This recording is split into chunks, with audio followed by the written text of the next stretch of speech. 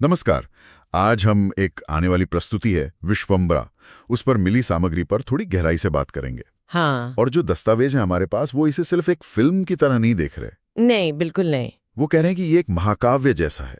मतलब पौराणिकता है, एक्शन है, और वो अच्छाई बुराई वाली जो लड़ाई होती है ना, जो हमेशा से चलती आ रही है, वो सब है इसमें। महाकाव्य, ये शब्द अपने आप में बहुत कुछ कहता है। हाँ, तो चलिए फिर खोलते हैं इसे, देखते हैं इसमें क्या क्या है। हमारा मकसद है कि ये जो सामग्री है इसमें क्या मुख्य बातें हैं, कहानी कैसे आगे बढ़ती है और क्या संदेश देने की कोशिश है, उसे समझें। बिल्कुल। कहा तो ये जा रहा है कि ये दर्शकों को किसी और ही दुनिया में, एक अलग युग में ले जाएगी। सुनने में तो काफी भव्य लगता है। हाँ, भव्यता का एहसास तो है। तो शुरुआत करते हैं इसके मूल विचार से। हम्म ये जो सामग्री है ये क्या कहती है, हम्म किस बारे में है कहानी असल में? हम्म तो साफ है कि ये अच्छाई और बुराई के बीच की लड़ाई है, बहुत बड़े स्केल पर, पौराणिक। हाँ, ये पौराणिकता वाला एंगल जरूरी है। और एक जगह तो साफ लिखा है, आपने भी शायद देखा होगा, ये सिर्फ एक फिल्म नहीं बल्कि एक महाकाव्य है। बिल्कुल, मैंने भी नोट किया ये। और ये महाकाव्य शब्द ही इशारा करता है कि कहानी का दायरा बहुत बड़ा होने वाला है। शायद सिर्फ इंसानों की कहानी नहीं है, इसमें देवता हैं, असुर हैं, वो वाली शक्तियां हैं। हाँ, जैसे अपनी पुरानी कथाओं में होता है। बिल्कुल, रामायण महाभारत जैसी कहानियों की याद दिलाता है ये। अच्छा, और इसकी दुनिया कैसी है, मतलब सेटिंग क्या है? सामग्री बताती है कि एक ऐसा दौर है जहां देवता और असुर वो आमने सामने हैं। धरती पर संकट है, मानव जाति परेशान है, त्रस्त है। वर्णन कुछ ऐसा है कि पहले शांति थी, एक अच्छा राज्य था। अच्छा। लेकिन फिर अंधेरे की ताकतें, असुर, वो इस शांति को भंग कर देते हैं। हमला होता है, मतलब सब गड़बड़ हो जाता है। हाँ, सब तहस नहस। और ये जो तबाही है, यहीं से कहानी में टेंशन शुरू होती है। हाँ, और ये बैकग्राउंड सेट करना जरूरी भी है, तभी तो पता चलेगा कि दांव पर क्या लगा है। सिर्फ एक राज्य नहीं, शायद पूरी दुनिया का भविष्य। सही बात है। और ऐसी शुरुआत से दर्शक एकदम से जुड़ जाते हैं कहानी से कि भाई मामला गंभीर है। हालात इतने बिगड़ गए हैं कि अब कुछ असाधारण चाहिए। हाँ, किसी बड़े हस्तक्षेप की जरूरत है। और ठीक यहीं पर एंट्री होती है नायक की। अच्छा। जब सब कुछ बिखर रहा है, लोग प्रार्थना कर रहे हैं, तब वो आते हैं। सामग्री जो मुख्य पात्र हैं, विश्वम्भरा, उन्हें महायोद्धा कहती है। महायोद्धा।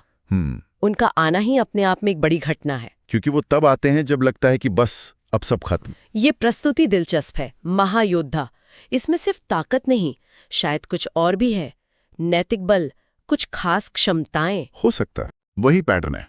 और उनके किरदार के बारे में और क्या पता चलता है? सामग्री कहती है कि वो दिव्य हैं, मतलब अलौकिक शक्तियां हैं उनमें। हाँ, और मकसद भी साफ है, पृथ्वी की रक्षा। ये जिम्मेदारी उनके ऊपर है। तो एक खास उद्देश्य के साथ उनका अवतरण हुआ है। हाँ, वो कोई आम योद्धा नहीं, देवीय शक्ति से लैस, और खास इसी संकट के लिए आए हैं। यहाँ एक सोचने वाली बात है कि कैसे ये सामग्री नायक की उत्पत्ति को सीधे दिव्य हस्तक्षेप से जोड़ रही है। ये सिर्फ कहानी कहने का तरीका नहीं है, ये उस सोच को दिखाता है कि जब बुराई हद से बढ़ जाती है तो कोई देवीय शक्ति आती है संतुलन बनाने। हाँ, बिल्कुल। ये एक स्थापित सांस्कृतिक प्रारूप है। दर्शकों को ये तुरंत क्लिक करता है और कहानी को एक वजन मिलता है, एक नैतिक गहराई। सही कहा। अच्छा, अब आते हैं टकराव पर, एक्शन पर। सामग्री में युद्ध के सीन का जिक्र है और ऐसा लगता है कि ये बहुत जबरदस्त होने वाला है। हाँ, वर्णन तो काफी प्रभावशाली है। युद्ध भूमि तैयार है, धरती कांप रही है, आसमान में बिजलियां चमक रही हैं। पूरा माहौल बनाया गया है, नाटकीय। हाँ। और फिर विश्वम्भरा अपने दिव्य अस्त्र शस्त्रों के साथ असुरों की सेना पर टूट पड़ते हैं। सुनने में ही मजा आ रहा है। और ये सिर्फ तलवारबाजी या मारधाड़ नहीं है। नहीं, सामग्री इशारा करती है कि ये धर्म और अधर्म का संग्राम है। अच्छा, धर्म बनाम अधर्म। हाँ, और ये शब्द इसे एक अलग ही लेवल पे ले जाते हैं। ये सिर्फ जमीन या सत्ता की लड़ाई नहीं रहती, ये बन जाती है सही गलत की लड़ाई, न्याय अन्याय की, व्यवस्था और अराजकता की। हाँ, ये बात वाकई कहानी को गहरा बनाती है। मतलब सिर्फ फिजिकल लड़ाई नहीं है ये। हाँ, ये मूल्यों की लड़ाई है, सिद्धांतों की। बिल्कुल। एक तरफ धर्म है, न्याय, सच, करुणा, दूसरी तरफ अधर्म, अन्याय, झूठ, क्रूरता। तो विश्वम्भरा सिर्फ असुरों से नहीं लड़ रहे हैं, वो अधर्म की सोच से लड़ रहे हैं। हाँ, ये कहानी को एक दार्शनिक एंगल भी देता है। और देखिए, कहानी यही नहीं रुकती, युद्ध के मैदान से आगे भी जाती है।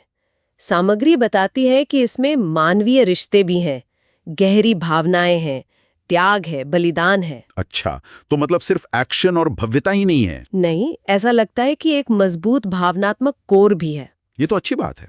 और एक और दिलचस्प बात कही गई है कि नायक विश्वम्भरा वो चाहे कितने ही महान हों, दैवीय शक्तियों वाले हों, उनकी असली ताकत कहाँ से आती है? उनकी आस्था से, उनके परिवार से। अरे वाह, ये तो बहुत मानवीय पहलू है। हाँ, ये उन्हें सिर्फ एक सुपर हीरो नहीं रहने देता, दर्शक उनसे जुड़ सकते हैं। ये दिखाता है कि अलौकिक शक्तियों के बाद भी उन्हें भी सहारे की जरूरत है, विश्वास की, रिश्तों की। तो दिव्यता और मानवता साथ साथ चल रही हैं। हाँ, सामग्री तो यही इशारा कर रही है कि शायद नायक की दैवीय शक्ति भी मानवीय मूल्यों और रिश्तों से ही पनपती है। ये कहानी को सिर्फ एक्शन से आगे ले जाता है, एक इमोशनल गहराई देता है। बिल्कुल, महानता सिर्फ शक्ति में नहीं है, चरित्र में है, रिश्तों में है, जैसा कि स्रोत में बताया गया है।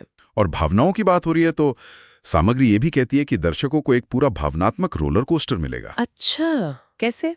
लिखा है कि कुछ पल ऐसे होंगे जो रोंगटे खड़े कर देंगे, कुछ शायद आंखें नम कर दें, और कुछ सीन ऐसे होंगे कि लोग तालियां बजाने लगेंगे। ये रेंज जरूरी है।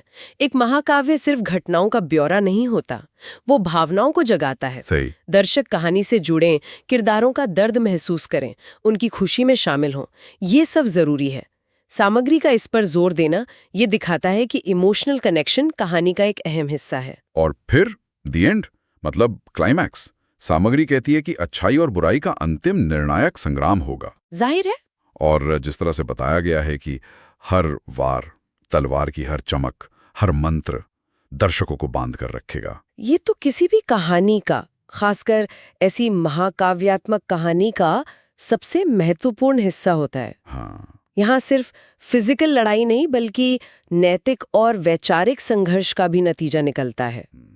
जिस तरह से इसका वर्णन है, लगता है ये सिर्फ एक्शन नहीं बल्कि एक बहुत तीव्र भावनात्मक और शायद आध्यात्मिक अनुभव भी होगा। और आखिर में विश्वम्भरा अपना अंतिम अस्त्र चलाते हैं, सबसे शक्तिशाली।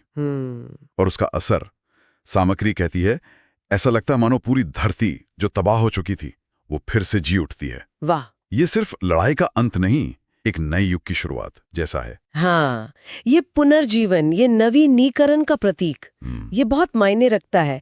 ये दिखाता है कि संघर्ष का मकसद सिर्फ विनाश रोकना नहीं था बल्कि कुछ बेहतर बनाना था। उम्मीद का संदेश।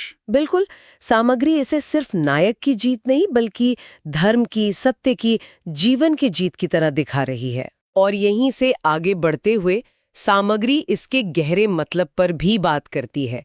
इसे सिर्फ फिल्म नहीं, एक अनुभव कहा गया है। अनुभव। हाँ, ये शब्द पहले भी आया था। एक ऐसा अनुभव जो दर्शकों को पौराणिक कथाओं की दुनिया में ले जाए, उन्हें उसका हिस्सा बना दे। तो मतलब ये सिर्फ देखकर भूल जाने वाली चीज नहीं है। शायद नहीं। सामग्री का इशारा तो यही है। तो फिर क्या है मुख्य सीख? क्या विचार लेकर दर्शक बाहर निकलेंगे? देखिए, एक बात जो बार बार उभर रही है वो ये है कि ये जो धर्म और अधर्म की लड़ाई है, ये सिर्फ बाहर युद्ध के मैदान में नहीं होती। अच्छा, कहाँ होती है फिर? ये लड़ाई तो आज भी हर पल हम सबके अंदर चलती रहती है। हमारे अंदर? हाँ। अच्छाई और बुराई के बीच चुनने का संघर्ष, सही और गलत का द्वंद्व, ये हर इंसान की अपनी कहानी भी है। अरे वाह, ये तो कहानी को बिल्कुल पर्सनल लेवल पे ले आया। मतलब वो हजारों साल पुरानी लड़ाई मेरे अंदर भी चल रही है। सामग्री का सुझाव तो यही लगता है। और ये एक जरूरी सवाल भी उठाता है कि ये पुरानी कहानियां, ये पौराणिक ढांचे आज भी हमसे कैसे जुड़ते हैं, क्यों जरूरी हैं? हाँ, क्यों है? सामग्री कहती है कि क्योंकि ये युद्ध हमारे भीतर भी है। तो ये कहानियां सिर्फ इतिहास नहीं है, ये आईना बन सकती हैं, खुद को समझने का जरिया। हमें अपने अंदर की अच्छाई और बुराई को पहचानने और शायद सही चुनने के लिए प्रेरित कर सकती हैं। तो अगर हम पूरी बात को समेटें तो सामग्री के हिसाब से विश्वम्भरा एक महाकाव्य है, दिव्य शक्तियों का टकराव है, जबरदस्त एक्शन है, हाँ, पर साथ ही गहरी मानवीय भावनाएं भी हैं। बिल्कुल। और ये बाहरी लड़ाई के साथ साथ अंदरूनी संघर्ष की भी कहानी है। ये सिर्फ एक पुरानी कहानी को दोहराना नहीं लग रहा। नहीं, इसे आज के सवालों और एहसासों से जोड़ने की कोशिश दिखती है। तो अंत में इसका मतलब क्या निकलता है, निचोड़ क्या है? लगता है संदेश यही है कि ये सिर्फ टाइम पास नहीं है। हाँ, सामग्री बार बार कह रही है कि ये एक सोचने पे मजबूर करेगी, शायद अपने अंदर देखने पर। और सामग्री का अंत एक बहुत ही पावरफुल और पॉजिटिव सोच के साथ होता है। क्या है वो? सच्चाई की शक्ति सबसे बड़ी होती है और वही हर युग में विजयी होती है। सच्चाई की शक्ति। हाँ, ये अपने आप में एक बड़ा विचार है, इस पे सोचा जा सकता है। अगर जैसे ये सामग्री कह रही है कि सच्चाई की शक्ति हमेशा जीतती है, तो आज के समय में अपनी जिंदगी में, अपने समाज में इस सच्चाई की शक्ति को हम कैसे पहचानें, उसे मजबूत कैसे करें? बिल्कुल, ये एक सवाल है जिसे लेकर दर्शक जा सकते हैं और सोच सकते हैं कि उनके लिए सच्चाई का मतलब क्या है और वो इसे अपनी जिंदगी में कैसे उतार सकते हैं।